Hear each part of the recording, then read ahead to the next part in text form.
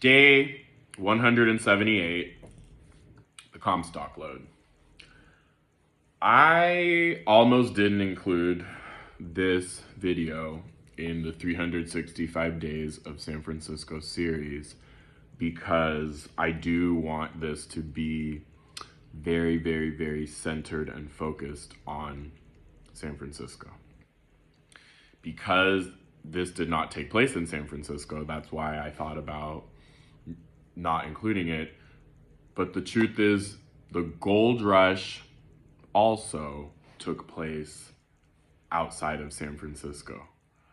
In other words, there was no gold to be found in San Francisco, but San Francisco was a major player and largely influenced by that. One would argue San Francisco was a major player and largely influenced even more so with the Comstock Lode, which for all intents and purposes was essentially the silver rush that happened 10 years after the gold rush. So, by the way, by no means am I intending to fully encompass the Comstock Lode in this tiny little summary video. It is insanely fascinating. It produced some of California's, again, we'll talk about that a little bit, most well-known and richest families. And so the Comstock Lode was centered around Virginia City, Nevada.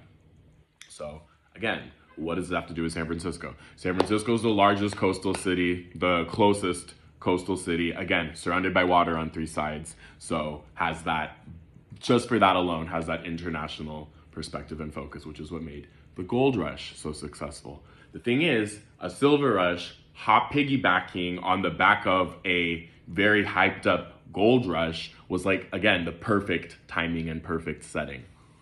So the thing about this Comstock Lode, my understanding, is that whereas silver is normally very long and like stringy, I'm not a mineralogist, but when it's out in the wild, silver ore, the thing about the Comstock Lode is that this silver was found in large clumps, large masses. And what would happen, and it was oftentimes you could dig it out, it was soft enough that you could dig it out with a shovel. What would happen is that the tunnels, it was very easy for the tunnels to collapse.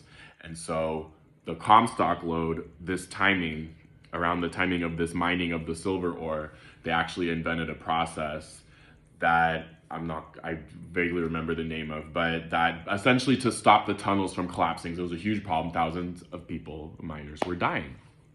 So another process was invented specifically from the Comstock Lode for refining silver, for actually like extracting it from the ore, because Americans had no idea about how to mine silver. So they had to learn this. There were Mexicans, Spanish, and Germans that were teaching them how to do this way in the early days. Immigrants, of course, right? Last thing that I'll say before ending this video is that, again, I would highly, highly, highly recommend you to look into the Comstock Lode yourself because I barely scratched the surface in this video. But again, largely influenced by San Francisco, or largely financed by San Francisco, and poured a whole bunch of money right into San Francisco. The Hearst family, William Randolph Hearst, Patty Hearst, Hearst Castle, their fortune came from Comstock Lode. Like there were something like over, if I'm not mistaken, if I remember correctly, over 400 mining companies where people would trade, like, so the mini little stock trade, all based off of the Comstock Lode and the mining. There was even insider trading going on that San Franciscans had, people were accused of manipulating the prices and knowing when things. It was honestly, look up the Comstock Lode. Absolutely, absolutely fascinating.